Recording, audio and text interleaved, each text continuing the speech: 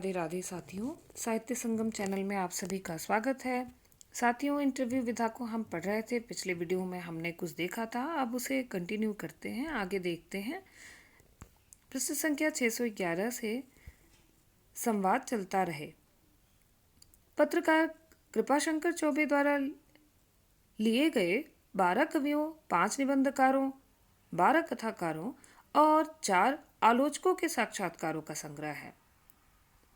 कवि हैं रामकुमार वर्मा, महादेवी वर्मा, उपेंद्र नाथ अश्क, श्याम नारायण पांडे, नजीर बनारसी, शिव मंगल सिंह सुमन, नरेश मेहता, त्रिलोचन, नागार्जुन, जगदीश गुप्त, केदारनाथ सिंह और सुभाष मुखोपाध्याय। ललित निबंधकार हैं विद्यानिवास मिश्र, विवेकी राय, विष्णुकांत शास्त्री, कृष्ण बिहारी मिश्र और शंकर दयाल सिंह। कथाकार हैं विष्णु प्रभाकर, अमृतलाल नागर, अमृत राय, अमरकांत, शिव प्रसाद सिंह, राजेंद्र यादव, शैलेश मटियानी, आनंद शंकर राय जो कि बांग्ला रचनाकार हैं, आशा पूर्णा देवी यह भी बांग्ला रचनाकार हैं, महाश्वेता देवी यह भी बांग्ला रचनाकार हैं और वीरेंद्र कुमार भट्टाचार्य असमिया रचनाकार हैं। मधु राय गुजराती रचनाकार हैं। ये सभी ललित निबंधकार हैं, कथाकार हैं। और आलोचक हैं रामविलास शर्मा, प्रभाकर माचवे, चंद्रबली सिंह, नामवर सिंह। इसमें प्रत्येक रचनाकार का संक्षिप्त परिचय भी दिया गया है। प्रत्येक साक्षात्कार एक उचित शीर्षक देकर प्रस्तुत किया गया है। प्रश्न लेखक विशेष के निजी जीवन के बारे में भी है और उसके लेखन के बारे में भी। उत्तर प्रायः निष्कर्षात्मक है। उत्तरों में रचनाकार विशेष के व्यक्तित्व की झलक तो मिलती ही है, स्वतंत्रता प्राप्ति के बाद के लेखक की दशा और दिशा का बोध भी होता है। सबसे बड़ी बात यह है कि इस संग्रह के साक्षात्कारों में ऐसे भी प्रश्न पूछे गए हैं जिनके उत्तर में साहित्यकारों में आज़ाद भारत में बढ़ती सांप्रदायिकता, सत्ता लोलुपता, अंग्रेजी के प्रचार प्रसार, विदेशी पूंजी के दबाव, समाज में साहित्यकारों की भूमिका आदि के संबंध में भी खुलकर अपने विचार व्यक्त किए हैं। इस दृष्टि से इस संग्रह का ऐतिहासिक महत्व है। अगली रचना जो है मेरा साक्षात्कार। इस रचना में भीष्म साहनी ने अपने 27 साक्षात्कारों का संचयन संपादन किया है। भीष्म साहनी जी ने अंत में अपने 4 वक्तव्य रचना प्रक्रिया और रचनात्मकता का संतोष, हवाई उड़ान से रोकता है, जीवन यथार्थ, राष्ट्रीय एकता के प्रति जन चेतना, क्षेत्रीय साहित्य और उसका राष्ट्रीय संदर्भ भी सम्मिलित कर लिए हैं। साक्षात्कार लेने वाले साहित्यकार हैं रणवीर रांगरा, प्रभाकर श्रोत्रिय, गंगा प्रसाद विमल, नंद भारद्वाज, देवेंद्र चौबे, राजकुमार सैनी, केवल गोस्वामी, महेश दर्पण, रामकुमार कृषक, श्रीमती पंकज सिंह, राजकुमार गौतम, सुरेंद्र तिवारी, श्याम किशोर सेठ, तरुलता मटियानी, वैमिला मानसी, दिनेश चमोला, इंदु जोशी, गोरेलाल चंदेल, कमल किशोर गोयनका का, अब्दुल बिस्मिल्ला, जगतकांत चौधरी, त्रिलोकीनाथ श्रीवास्तव, सत्येंद्र कुमार, कमलेश भारतीय, यशवंत व्यास और पुन्नी सिंह। पूछे गए प्रश्न: साहनी साहब के अंतर्गत अंतरंग जीवन और उनकी रचनाओं से संबद्ध तो है ही, विचारधारा और रचना का संबंध, लेखकीय संघर्ष, लेखक और राजनीति, साहित्य की समाजोन्मुखता, सांप्रदायिकता और सांझी संस्कृति तथा साहित्य के वर्तमान परिदृश्य आदि को लेकर भी किए गए हैं। श्री साहनी ने साहित्य संबंधी अपने विचारों का निचोड़ अपनी छोटी सी भूमिका में इस प्रकार प्रस्तुत किया है: समूचे साहित्य सृजन के केंद्र में मनुष्य खड़ा है।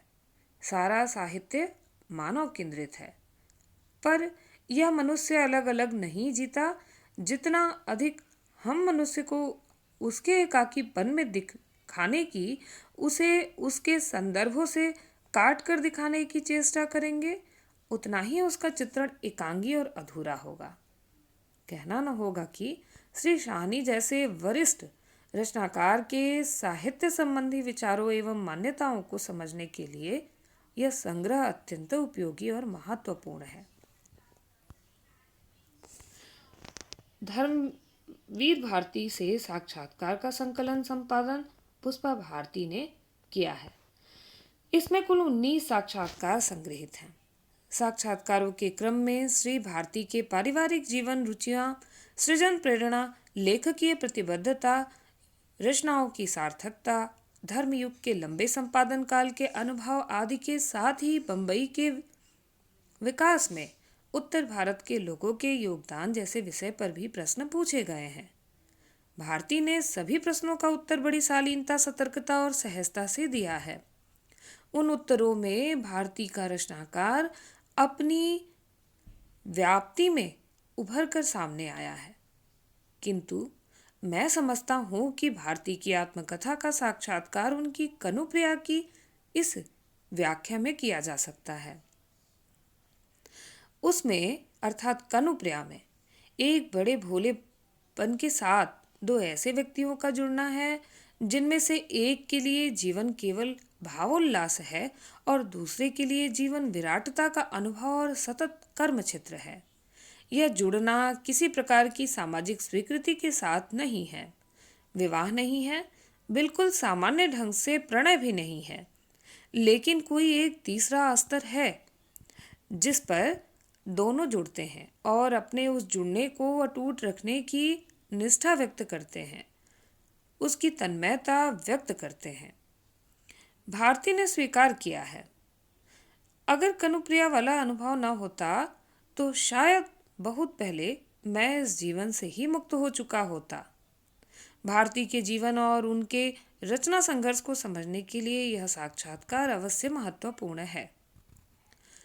मुलाकात में श्री प्रकाश मनु ने जिन 11 रचनाकारों से बातचीत की है वे हैं देवेंद्र सत्यार्थी, रामविलास शर्मा, त्रिलोचन रामदरस मिश्र, नामर सिंह, शैलेश मटियानी, कमलेश्वर लोठार लुत्से, ये जर्मन हिंदी प्रेमी हैं, जगदीश चतुर्वेदी, हरिपाल त्यागी और विष्णु खरे। श्री मनु ने पूरी तैयारी के साथ यह साक्षात्कार लिए हैं। पढ़कर लगता है जैसे सब कुछ हमारे सामने घटित हो रहा है। साक्षात्कार लंबे हैं और इनमें इनके माध्यम से श्री मनु ने लेखक विशेष के भीतर बहुत गहरे झांकने और रचना कर्म के प्रति उसकी बुनियादी चिंताओं को सामने लाने की कोशिश की है। इसमें उन्हें सफलता भी मिली है।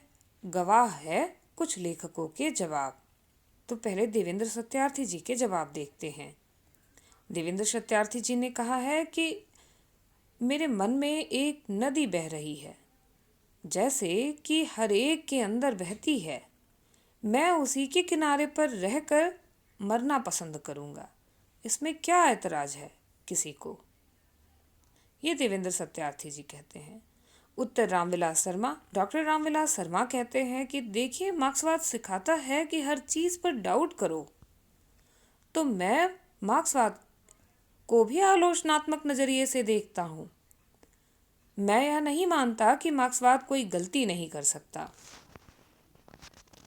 डॉक्टर रामविलास शर्मा आगे रामदरस मिश्र जी कहते हैं कि मुझे खुले, सहज, स्वाभिमानी और ईमानदार लोग अच्छे लगते हैं। अब मैं नहीं कह सकता कि मैं अपने इस रूप में कितनों से अलग हूँ और कितनों से जुड़ा हूँ। रामदरस मिश्र। डॉक्टर नामर सिंह कहते हैं कि पीछे लौट कर देखना मेरी आदत नहीं रही। जो लिख लिया उसे छोड़कर आगे बढ़ा, लेकिन इस सारी प्रक्रिया में यह तकलीफ तो है ही जो लिख सकता था या जो कहीं बेहतर था नहीं लिखा गया। शैलेश मटियानी जी का उत्तर है कि मुझे दोबारा जन्म लेना पड़े तो मैं चाहूँगा कि मुझे और दुख और कष्ट चाहे कितने भी मिले, लेकिन मेरी पत्नी को जो सहना पड़ रहा है, बेटी को जो सहना पड़ रहा है, या बेटे के साथ जो कुछ हुआ ऐसी तकलीफें ना हों। डॉक्टर लोथार लुत्से कहते हैं कि हिंदुस्तान में रोजमर्रा के काम में अंग्रेजी बिल्कुल काम नहीं आती, हिंदी की जरूरत पड़ती है। यानी अंग्रेजी दिमाग की जुबान है, हिंदी दिल की एक्शन है। तो ये डॉक्टर लोथार लुत्से कहते हैं। अंग्रेजी दिमाग की जुबान है, हिंदी दिल की एक्शन की। निश्चय ही श्री प्रकाश मनु की मुलाकातें हमें आश्वस्त करती हैं कि साक्षात्कार भी गद्य की एक रचनात्मक विधा है या हो सकती है। श्री मनु की इन मुलाकातों के भीतर से गुजरना अपने आप में एक अनुभव है। वार्तालाप। वार्तालाप का संपादन वसुधा संपादक कमला प्रसाद ने किया है। इसमें कुल 14 साक्षात्कार संग्रहित हैं। इस संग्रह में डॉक्टर रामविलास शर्मा, अमृत राय, हबीब तनवीर, केदारनाथ अग्रवाल, विजेंद्र सोमदत्त और हरिशंकर परसाई से कमला प्रसाद ने अकेले बात की है। ए.के. हंगल फिल्म जगत के चरित्र अभिनेता हैं। ए.के. हंगल से बात करते समय उनके साथ जयदेव हटंगड़ी ये रंग निर्देशक हैं, ये भी रहे हैं। स्वयं कमला प्रसाद से जगत सिंह वेस्ट और सेवाराम त्रिपाठी ने अलग अलग बातचीत की है। कवि हरि नारायण मिश्र से धनंजय वर्मा और कमला प्रसाद ने सम्मिलित रूप से बात की है। कमला प्रसाद और उनके सहायकों विजय अग्रवाल, दिनेश कुशवाहा, सेवाराम त्रिपाठी से मनीष दुबे ने बात की है। कमला प्रसाद से उनके सहायक सेवाराम त्रिपाठी ने बात की है और कुमार अंबुज, बद्रीनाथ नारायण, देवी प्रसाद मिश्र, दिनेश कुशवाहा, विमलेंदु, राजेश शर्मा आदि ने इन दिनों की कविता पर आपस में मिलकर लंबी बातचीत की है। कमला प्रसाद की उपस्थिति सभी वार्तालापों में रही है। यूँ तो आलोचक, अनुवादक, कथाकार, रंगकर्मी और रंग निर्देशक, कवि, व्यंग लेखक, संपादक सभी की उपस्थिति से विचार और अनुभव वैविध्य के कारण इस वार्तालाप का अलग महत्व है। किंतु उस पूरे वार्तालाप संग्रह में सर्वाधिक मूल्यवान है इन दिनों की कविता पर होने वाली बहस। इसमें कविता में सहज बोध और विवेक, संवेदना की स्थूलता, सूक्ष्मता, समय की पहचान और उसकी जटिलता, कविता का ढांचा, कविता और राजनीति, उपभोक्तावाद का दबाव और कविता, आलोचना और रचना का रिश्ता, आलोचना की दायित्वहीनता आदि पर जो बहसें हुई हैं वे अत्यंत महत्वपूर्ण और सार्थक हैं। इस दृष्टि से इस वार्तालाप का वैशिष्ट्य निर्विवाद है। अगला इंटरव्यू है मेरे साक्षात्कार नाम से 1999 ईस्वी में निर्मला वर्मा के साक्षात्कारों का संग्रह है। इसमें अशोक वाजपेयी, मदन सोनी, ध्रुव शुक्ल, उदयन वाजपेयी, विनोद भारद्वाज, संजीव ठाकुर, गिरधर राठी आदि द्वारा श्री वर्मा से उनकी रचनाओं के संबंध में पूछे गए अनेक प्रकार के सार्थक और गंभीर प्रश्नों के उत्तर संग्रहित हैं। यह संग्रह इस अर्थ में महत्वपूर्ण है कि इसमें श्री वर्मा का रचनाकार पूरी तरह अनावृत होकर पाठक के सामने आया है। तत्कालिकता के दबाव में दिए गए उत्तर अनगढ़ भले हों, उनमें सत्य की अनुगूंज साफ सुनाई पड़ती है। अगला साक्षात्कार है अंतरंग। अंतरंग 1999 ईस्वी में आया। प्रसिद्ध कवि कथाकार रामदरस मिश्र के 25 साक्षात्कारों का संग्रह है। संपादक रही डॉक्टर स्मिता मिश्रा ने किया इसका संपादन और साक्षात्कार नित्यानंद तिवारी, ज्ञान चंद्रगुप्त, प्रकाश मनु, अनिल अंकित, अवध नारायण मुदगल, सुरेश कुमार, प्रेम कुमार, वीरेंद्र सिंह, हरि मोहन, ज्योतिष जोशी, प्रभात कुमार, वेद प्रकाश, अमिताभ, राधेश्याम तिवारी, सुरेंद्र तिवारी, विनीता चौधरी, गोपाल सिंह, गायत्री माहेश्वरी, दिलीप चौबे, सुरेश्वर त्रिपाठी, कीर्ति केसर, दिनेश चमोला, प्रताप सहगल, के रजनी, शैलेंद्र कुमार, ओम निश्चल, महावीर अग्रवाल आदि पुरानी और नई दोनों ही पीढ़ियों के साहित्यकारों ने लिया है। बातचीत का दायरा मिश्र जी के निजी जीवन और रचना संघर्ष से लेकर नई कविता, साठोत्तरी कविता और वर्तमान साहित्यिक सांस्कृतिक परिदृश्य तक विस्तृत है। इन साक्षात्कारों में मिश्र जी की मुख्य चिंता मानवीय मूल्यों और रचनाकार ईमानदारी को लेकर व्यक्त हुई है। क्रमशः छीजती संवेदना और सिकुड़ते राग सूत्रों को लेकर भी वे चिंतित हैं। इन साक्षात्कारों के बीच से गुजरना एक वरिष्ठ रचनाकार के मूल्यवान अनुभव और विचारों से गुजरना तो है ही, एक लंबे समय के उन अंतर्विरोधों और सामाजिक जटिलताओं के भीतर भी गुजरना है जिन्होंने पिछले 50 वर्षों की सृजन चेतना को अनेक स्तरों पर बहुत गहरे प्रभावित किया है। अगला साक्षात्कार गांव के मन से रूबरू, विद्यानिवास मिश्र का संपादन कुमुद शर्मा ने किया है। शीर्षक क्या है कि गांव के मन से रूबरू विद्यानिवास मिश्र। इसके संपादक रही कुमुद शर्मा। इसमें पंडित जी के 13 साक्षात्कार संकलित हैं। साक्षात्कार लेने वाले साहित्यकार हैं अशोक वाजपेयी, नर्मदा प्रसाद उपाध्याय, डॉक्टर कृष्ण बिहारी मिश्र, गोविंद रजनीश, विद्या बिंदु सिंह, चंद्रबली शास्त्री, सुनीता जैन, पुष्पा भारती, अनामिका, यतेंद्र मोहन, प्रताप मिश्र, सुनीता शर्मा और कुमुद शर्मा। इन साक्षात्कारों में पंडित जी ने आधुनिकता साहित्य की सृजन धर्मिता, लालित्य परंपरा, मूल्य चेतना, कर्मफल, पुरुषार्थ, स्वतंत्र भारत की मानसिकता, महाभारत की देन आदि अनेक विषयों पर इतनी मौलिक बातें कही हैं कि उनकी रूपरेखा प्रस्तुत करने के लिए भी एक स्वतंत्र निबंध की आवश्यकता है। विस्तृत में न जाकर हम यहाँ उनके कुछ सूत्रवाक्य उद्धृत करना चाहेंगे। तो विद्यानिवास मिश्र जी द्वारा दिए गए उत्तर यानी कुछ सूत्रवाक्य हैं। इतिहास को हावी न होने देना हमारी आधुनिकता है। अहंकार रखकर साहित्य नहीं रचा जा सकता। लालित्य और चित्त की सहज उत्पत्ति का ही दूसरा नाम है। परंपरा में सनातन का आग्रह नहीं, सनातन की खोज रहती है। मेरे लिए सबसे बड़ा मूल्य यह है कि संपूर्ण जीवन एक इकाई है। कर्म एक निरपेक्ष व्यापार भी है और उसी प्रकार जैसे सांस लेना। उपयुक्त सूत्रों से यह अनुमान लगाया जा सकता है कि यह संग्रह कितना सारगर्भित और मूल्यवान है। अगला साक्षात्कार है आज के सवाल और मार्क्सवाद का संपादन अजय तिवारी ने किया है। इसमें प्रख्यात मार्क्सवादी विचारक डॉक्टर रामविलास शर्मा के तकरीबन 50 साक्षात्कार संग्रहित हैं। साक्षात्कारों के अतिरिक्त इस पुस्तक में डॉक्टर शर्मा के कुछ असंकलित लेख, कुछ टिप्पणियां और सम्मतियां भी दी गई हैं।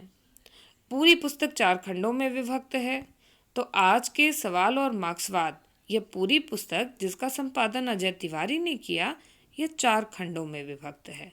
पहला खंड व्यक्तिगत नाम से है, दूसरा खंड विरासत नाम से है, तीसरे खंड का शीर्षक है हकीकत और चौथा शीर्षक है अभिमत। व्यक्तिगत, विरासत, हकीकत और अभिमत। आज के सवाल और मार्क्सवाद जिसमें डॉक्टर रामविलास शर्मा के 50 साक्षात्कार संग्रहित हैं। पहले खंड में कुल 6 साक्षात्कार हैं। इनका दायरा डॉक्टर शर्मा के व्यक्तिगत जीवन, संदर्भों, रुचियों और अनेक प्रश्नों पर उनके निजी विचारों एवं निर्णयों तक सीमित है। दूसरे खंड में कुल 7 साक्षात्कार हैं। इसमें निराला शमशेर, नागार्जुन और अमृतलाल नागर के संबंध में डॉक्टर शर्मा के अनुभवों और विचारों के साथ ही परंपरा, सौंदर्य शास्त्र, सौंदर्य बोध आदि गंभीर प्रश्नों पर उनके स्पष्ट एवं निर्णयात्मक विचार संग्रहित हैं। तीसरे खंड में कुल 21 साक्षात्कार हैं। इसमें धर्म, संप्रदाय, जाति, राष्ट्रीयता, स्वदेशी औपनिवेशिकता, मार्क्सवाद, कम्युनिस्ट पार्टी, क्रांति, लेखक, का सामाजिक सरोकार, अपसंस्कृति, हिंदी की शक्ति, निरक्षरता आदि अनेक विवादास्पद किंतु ज्वलंत विषयों के संबंध में डॉक्टर शर्मा के विचार एकत्र कर दिए गए हैं। चौथे खंड में बातचीत को तो कुल एक है और वह तार सप्तक के संबंध में प्रियदर्शन ने की है। शेष जो 15 अभिमत हैं उसमें डॉक्टर शर्मा के संदेश, सम्मतियां और लेख संग्रहित हैं। डॉक्टर रामविलास शर्मा की आस्था अंत तक मार्क्सवाद में बनी रही। उसी दृष्टि से उन्होंने आज के साहित्यिक, सामाजिक, सांस्कृतिक सभी प्रश्नों पर अपने विचार व्यक्त किए हैं। इसलिए इस संग्रह का आज के सवाल और मार्क्सवाद नाम उचित ही है। इसलिए इस संग्रह का नाम है आज के सवाल और मार्क्सवाद। इस पुस्तक के आरंभ में ही डॉक्टर अजय तिवारी की 26 पृष्ठों की एक लंबी भूमिका है। डॉक्टर शर्मा को समझने और सही संदर्भ में उन्हें देखने के लिए पुस्तक में संग्रहित सामग्री के अतिरिक्त यह भूमिका भी अत्यंत महत्वपूर्ण है। अब अगले हैं रामविलास शर्मा, अंतरंग, स्मृतियां और मुलाकातें। मात्र साक्षात्कार की पुस्तक नहीं है। इसमें प्रकाश मनु ने रामविलास शर्मा से जो कुछ सीखा और पाया है वह भी है। उनकी जीवन गाथा के भीतर से गुजरते हुए उनके आलोचक व्यक्तित्व को पहचानने की कोशिश भी की गई है। उनकी कृतियों के संबंध में समय समय पर लिखे गए लेख, प्रतिक्रियाओं और टिप्पणियां भी यहाँ हैं और उनके साथ बिताए कुछ दिनों के संस्मरण भी। पुस्तक डॉक्टर शर्मा के दिवंगत होने के बाद उनके स्मृति शेष व्यक्तित्व के प्रबल आकर्षण से खींचकर उनमें होने को और अधिक महसूस करते हुए लिखी गई हैं।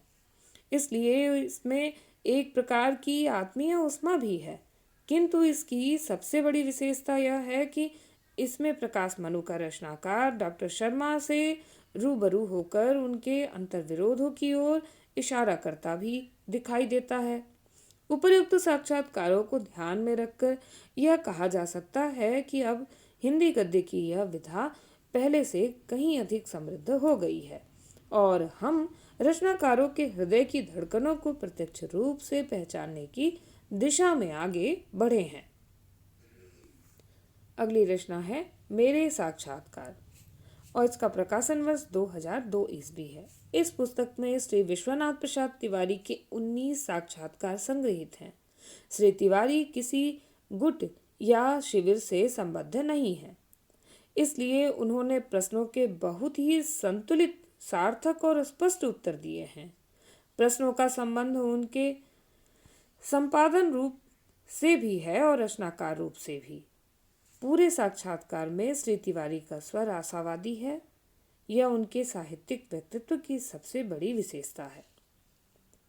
अगला साक्षात्कार है वैष्णो से वार्ता। इसका प्रकाशन 2002 ईस्वी में हुआ। वैष्णो से वार्ता बलराम द्वारा विभिन्न क्षेत्रों के प्रसिद्ध व्यक्तियों से लिया गया साक्षात्कारों का संग्रह है। इसमें साहित्यकार, संस्कृत कर्मी, नाटककार, फिल्म निर्देशक, शिक्षा शास्त्री, खिलाड़ी तथा प्रकाशक आदि हैं, जिसे बलराम ने लगभग 25 वर्ष के अपने लेखकीय और पत्रकारीय यात्रा के दौरान की है। इसमें स्मृति शेष, भगवती चरण वर्मा, बाबा नागार्जुन, जवाहर नेहरू, जवाहर चौधरी, हरिवंश राय बच्चन, विष्णु प्रभाकर, राजेंद्र यादव, विजय मोहन सिंह, गिरिराज किशोर और अशोक वाजपेयी जैसे साहित्यकार हैं, तो हबीब तनवीर, उत्पलेंद्र चक्रवर्ती और आनंद शुक्ला जैसे क्रिकेट खिलाड़ी और नाट्य निर्देशक भी हैं। इस पुस्तक का उल्लेखनीय पक्ष है उसमें मौलिकता की सृष्टि, प्रत्येक संस्कृत कर्मी के नाम का उल्लेख उन्होंने उसकी ख्याति, प्रतिभा, क्षमता आदि से उत्पन्न उसके व्यक्तित्व के विश्लेषण के साथ किया है। हिंदी के प्रख्यात कवि केदारनाथ सिंह के सन 1981 ईस्वी से लेकर 2001 ईस्वी तक के साक्षात्कारों का संग्रह मेरे साक्षात्कार 2003 ईस्वी में प्रकाशित हुआ है। इसमें आपके कुल 19 साक्षात्कार संग्रहित हैं। साक्षात्कार लेने वालों में अनिल जन्मविजय और भारत यायावर, देवेंद्र चौबे, धर्मेंद्र त्रिपाठी, ईवी रामाकृष्णन, हेमलता, विनोद दास, कृपा शंकर चौबे, अनामिका, आशा मेहता, सुधीर पचौरी, पद्मा सचदेवा आदि प्रमुख हैं। इन साक्षात्कारों के भीतर से बिंबित होने वाली कवि की विश्व दृष्टि निश्चय ही एक लंबी विकास प्रक्रिया की परिणति है। इसलिए इनके भीतर से गुजरकर हम समकालीन हिंदी कविता के इतिहास से भी परिचित होते हैं। यूँ तो अलग अलग रुचियों, संस्कारों और विचारों वाले साहित्यकारों से होने वाली लंबी बातचीत के दौर में समकालीन कविता और साहित्य से जुड़े जाने कितने मुद्दे और सवाल उभरकर सामने आए हैं, किंतु इन्हें पढ़कर हम केदार जी की सौंदर्य संबंधी अवधारणा, यथार्थबोध, आधुनिकता की समझ, उनकी रचनाओं में निहित भावबोध और विचार, उनकी कविता की रचना प्रक्रिया, आधुनिक रचना और आलोचना के विकास की दिशाएं और उनके अंतर विरोध, साहित्य और विचारधारा के अंतर संबंध, समय समय पर अनेक देश विदेशी कवियों से उन्हें प्राप्त होने वाली प्रेरणा और उत्तेजना, गालिब, प्रेमचंद, निराला, नागार्जुन, मुक्तिबोध, रेणु, सर्वेश्वर, अरुण कमल आदि रचनाकारों के संबंध में उनके नपे तुले विचार, नई कविता के बाद की कविता के विषय में भी उनकी सोच, कविता के भविष्य के संबंध में उनकी आश्वास्तिक, आज की विश्व कविता के संबंध में उनकी सोच और समझ, समकालीन हिंदी कविता पर लातिन अमेरिकी कविता के प्रभाव की स्वीकृति आदि तथ्यों से विशेष रूप से परिचित होते हैं। इस पूरे संग्रह में पद्मा सचदेव से हुई मेरी भीतर बहती नदी शीर्षक बातचीत आत्मक कथ्यात्मक है। इसे पढ़कर केदार जी के कवि व्यक्तित्व और उसके विकास को समझा जा सकता है। केदार जी को गालिब का यह शेर, चलता हूँ थोड़ी दूर हर एक राह शय के साथ, पहचानता नहीं हूँ अभी राहबर को मैं, यह गालिब का शेर था। यह शेर उनकी रचना यात्रा का सहयात्री रहा है और आज भी उनके साथ है। वस्तुतः केदार जी एक ऐसे विरल कवि हैं जिनमें गांव, कस्बा और महानगरीय भावबोध के साथ वैश्विक चेतना की अद्भुत सामंजस्यपरक सहभावात्मक स्थिति विद्यमान है। इसलिए इन साक्षात्कारों के माध्यम से व्यक्त उनकी मान्यताओं और विचारों का विशेष महत्व और मूल्य है। साक्षात्कारों की इस परंपरा में कवि श्री लीलाधर जगुड़ी का मेरे साक्षात्कार है। इसमें कुल 21 साक्षात्कार संग्रहित हैं।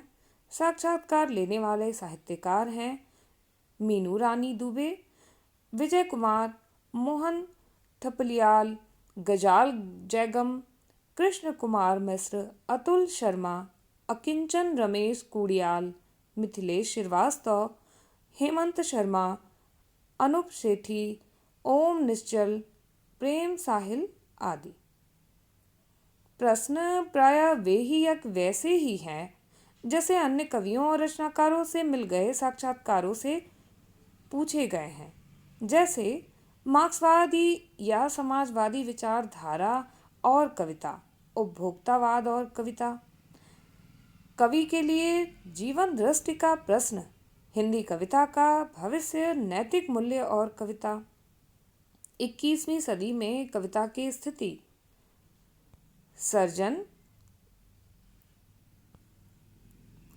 सर्जक और आलोचक के बीच खाई, कविता पर समसामयिकता का दबाव आदि। इन परिप्रश्नों के बीच से उभरने वाली श्री जगुड़ी की कुछ सुक्तिपरक स्थापनाएं अवश्य हमारा ध्यान आकृष्ट करती हैं। उदाहरण के लिए मैं यह मानता हूँ कि मनुष्य ने जहाँ भाषा और विज्ञान का आविष्कार किया, वहाँ एक दुर्लभ आविष्कार और किया है, जिसका नाम ईश्वर है। ईश्वर मनुष्य होने का एक बेहतर और बृहत्तर रूप है। यह इन्होंने अपनी रचना को पृष्ठ संख्या 109 पर अंकित किया है। संगठन जब वैचारिक सीमाओं के भीतर ही रचनात्मक कार्य करने के लिए कहें तो यह दुर्भाग्यपूर्ण है।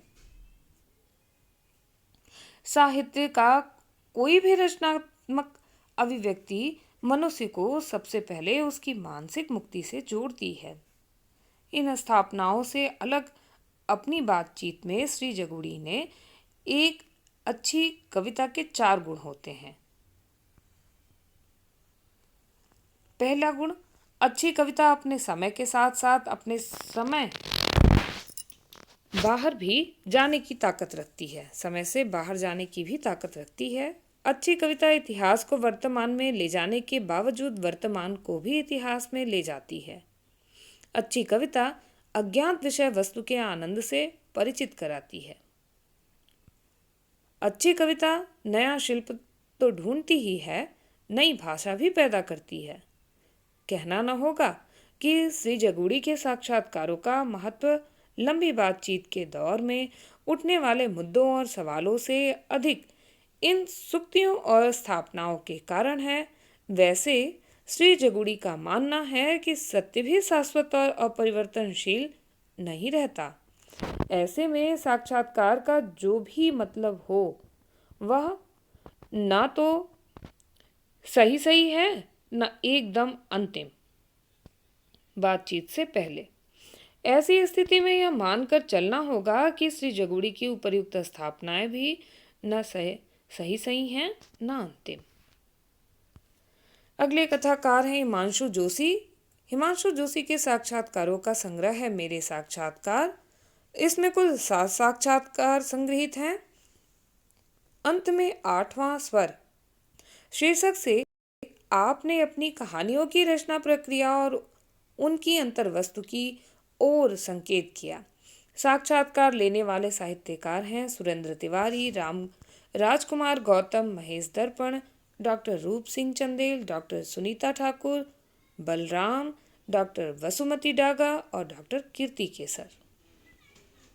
प्रश्नों में प्रायः वैसे ही मुद्दे उठाए गए हैं जैसे आमतौर पर साक्षात्कारों में उठाए जाते हैं, जैसे विचारधारा के प्रति प्रतिबद्धता में रचना, सार्थक और शाश्वत साहित्य, स्त्री पुरुष संबंधों की जटिलता, पुरुष वर्चस्व और नारी शोषण, आंचलिकता और आधुनिकता, कथा आंदोलनों की सार्थकता, कहानियों की विषय वस्तु, उत्तर आधुनिक समाज और बुद्धिजीवियों की भूमिका, हिंदी साहित्य का भविष्य आदि। श्री जोशी ने इन्हीं मुद्दों के संदर्भ में अपनी रचना दृष्टि को स्पष्ट किया है। आपने बताया है कि आपकी प्रतिबिंबता, आपकी प्रतिबद्धता किसी विचारधारा के प्रति न होकर जन के प्रति रही है। आपने मानवीय मूल्यों को महत्व देते हुए भी सभी प्रकार के अन्याय और शोषण का विरोध किया है। आंचलिकता और आधुनिकता में कोई विरोध नहीं है। इनका प्रयोग वातावरण को विश्वसनीय बनाने भर के लिए होना चाहिए। मुख्य चीज है जीवन यथार्थ को उकेरना। आपका मानना है कि सहजता और शिल्पहीनता सबसे बड़ा शिल्प है। रचना की श्रेष्ठता का निर्णायक काल है।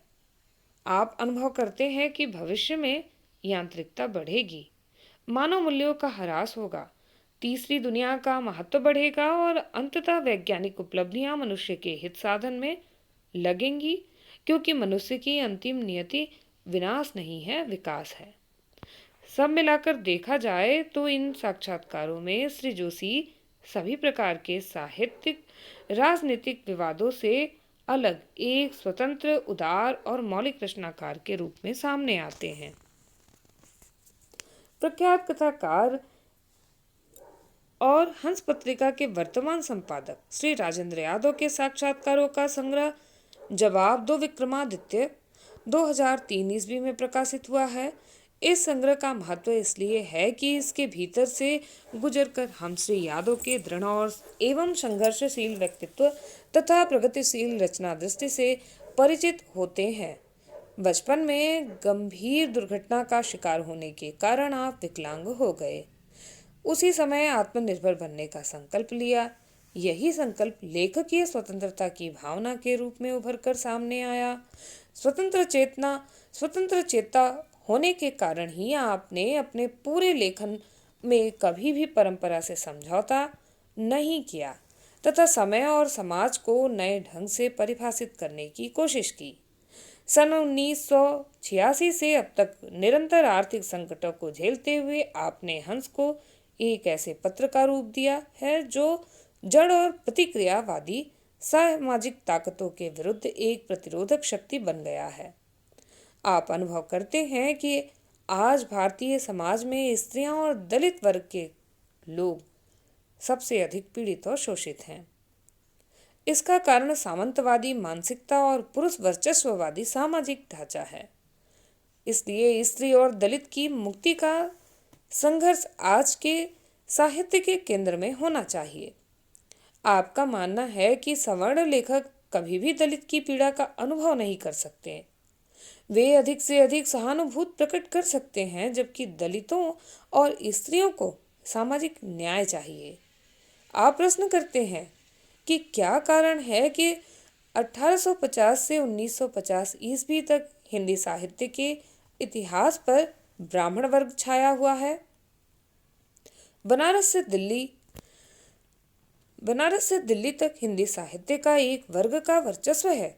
100 साल के इतिहास में एक भी मुसलमान, एक भी दलित और एक भी महत्वपूर्ण स्त्री क्यों नहीं है? कृष्णा सोबती को छोड़कर किसी महिला को साहित्य अकादमी पुरस्कार क्यों नहीं मिला? श्री यादव के इन आरोपों को आप एक पक्षीय कह सकते हैं।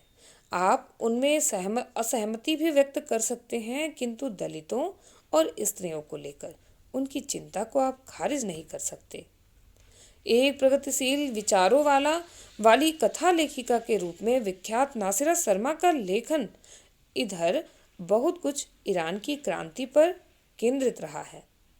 गत वर्ष रिपोर्टाज शैली में लिखा गया आपका विस्तृत यात्रा वृत्त प्रकाशित हुआ है।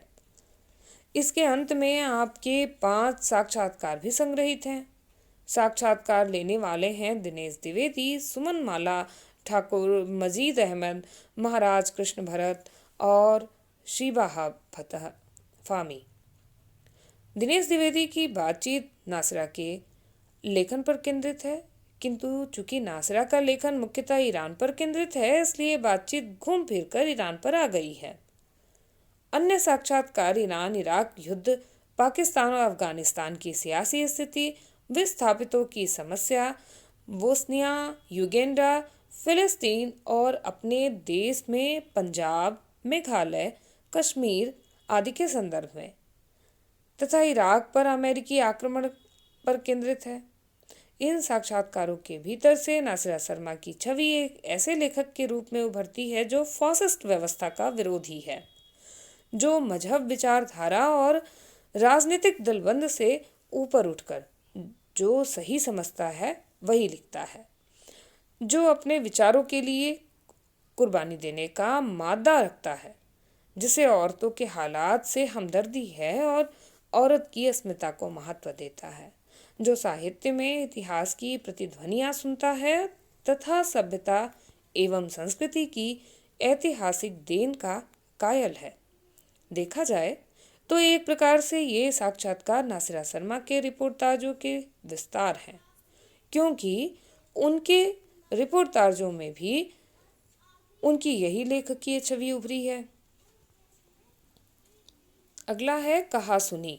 कहा सुनी का प्रकाशन 2005 में हुआ। इस पुस्तक में श्री दूधनाथ सिंह के 4 साक्षात्कार और 4 आलोचनात्मक निबंध संग्रहित हैं। पहला साक्षात्कार रमेश सौनक ने लिया है। ये 54 पृष्ठों में समाप्त हुआ है। दूसरा हेमंत कुमार और हिमांशु ने सम्मिलित रूप से लिया है।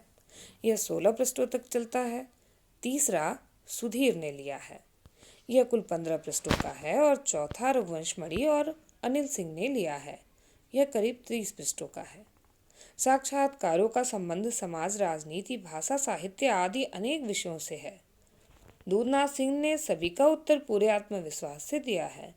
निबंधों के विषय में महाजनी सभ्यता और आज की दुनिया, सुमित्रानंदन पंत का अंतर्गमन, समकालीन हिंदी कविता में रीतिवाद और कहानी का झूठा सच, इन सभी विषयों पर लेखक ने अपने विचार व्यक्त किए हैं और अन्य साहित्यकारों के उद्धरणों से उन्हें पुष्ट भी किया है।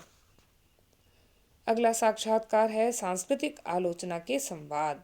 सांस्कृतिक आलोचना आलोक से संवाद, सांस्कृतिक आलोक से संवाद 2006 ईस्वी।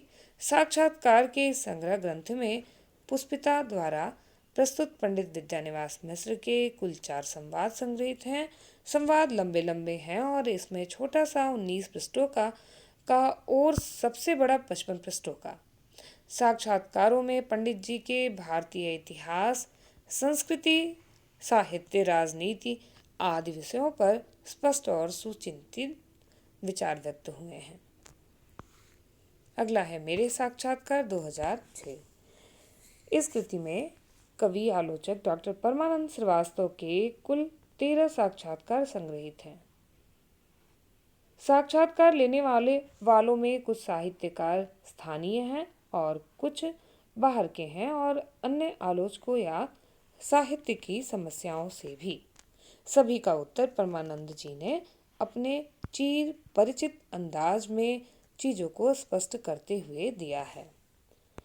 आज का वीडियो यहीं तक रखते हैं। वीडियो बहुत लंबा हो गया, कुछ जो बाकी है उसे हम अगले वीडियो में देख लेते हैं। तब तक के लिए राधे राधे।